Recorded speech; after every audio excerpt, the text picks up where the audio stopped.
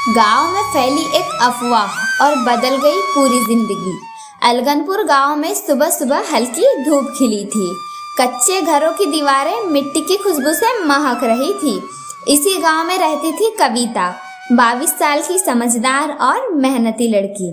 उसके पिता का देहांत बहुत पहले ही हो चुका था और माँ भी बहुत बीमार रहती थी।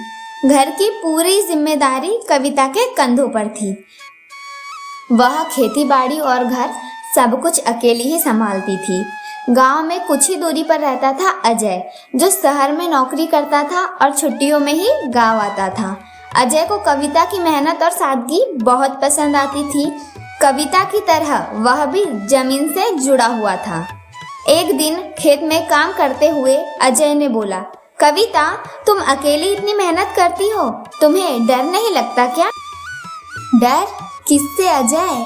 ये कच्चा घर, ये खेत, ये धूल, ये सब तो मेरे अपने हैं। डर तो तब लगे जब अपने बदल जाए। अजय को वह बात बहुत पसंद आई। धीरे धीरे दोनों की बातें बढ़ने लगी। गांव में सब जानने लगे कि अजय और कविता एक दूसरे को पसंद करते हैं।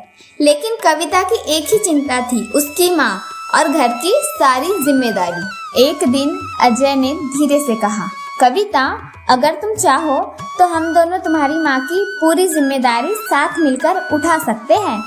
कविता की आंखों में चमक आई, लेकिन वह बोली, अजय, रिश्ते केवल कहने से नहीं निभते, रिश्तों का वजन उठाना भी पड़ता है।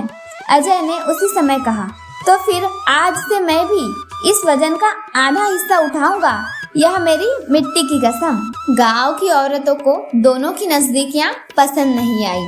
एक दिन कुएं पर औरतें फुसफुसा रही थी, कविता तो अजय को फंसा रही है, किसे पता उसका कोई और भी होगा। ये बातें कविता ने सुन ली। उसी दिन से उसने अजय से दूरी बना ली। अजय उसके पास आता तो वह उससे दूर जाती। कविता, रुको, तुम मुझसे दूर क्यों जा रही हो? क्योंकि लोग बातें बना रहे हैं और मैं कोई बदनामी नहीं चाहती। अजय ने कहा, कविता, दुनिया की बातों से किसी का रिश्ता नहीं टूटता। अगर रिश्ता टूटता है तो वो इंसान की हिम्मत से। रात कविता की माँ की तबीयत अचानक बिगड़ गई। डॉक्टर ने कहा, इनको अच्छे शहर के अस्पताल ले जाना पड़ेगा, देर हो गई तो मुश्किल हो सकती है। घर में पैसे बहुत कम थे। कविता बिल्कुल टूट गई। अजय बिना कुछ बोले अपने घर से पैसे लेकर आया। कविता रो पड़ी, अजय, मैं ये पैसे नहीं ले सकती। ये पैसे नहीं कविता, ये तुम्हारी माँ की जान है। अगले दिन वे माँ को डॉक्टर के पास लेकर गई। कुछ दिन इलाज चलने के बाद उसकी माँ की हालत ठीक होने लगी। अब वही लोग जो कविता की निंदा कर रहे थे, वे ही लोग उल्टा बोलने लगे, अजय तो बहुत अच्छा लड़का है, दोनों तो एक दूसरे के लिए बने हैं। गांव का रंग बदल चुका था।